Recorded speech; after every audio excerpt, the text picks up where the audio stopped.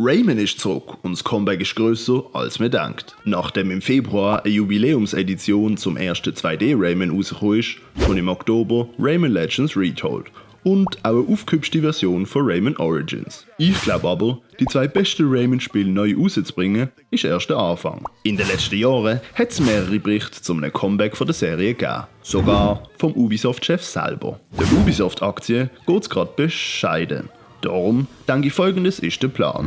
Zuerst bringen sie nach dem Assassin's Creed 4 Remake zwei Rayman Fan-Favorites in heutigen Grafikstandards raus, um die Nostalgie zu hitten und Fans zurück ins Boot zu holen. Weil man die beiden Spiele für 40 Stutz recht günstig bekommt, wird sich das Spiel gut verkaufen. Ubisoft weiss das und bereitet jetzt schon im Hintergrund alles für einen brandneuen Teil vor. Sobald alle wieder im Rayman-Hype sind, kündigt Ubisoft nicht allzu lang später einen ganz neuen Teil an. Rayman als großes Franchise und Maskottchen von Ubisoft ist zurück. So zumindest in meiner Theorie.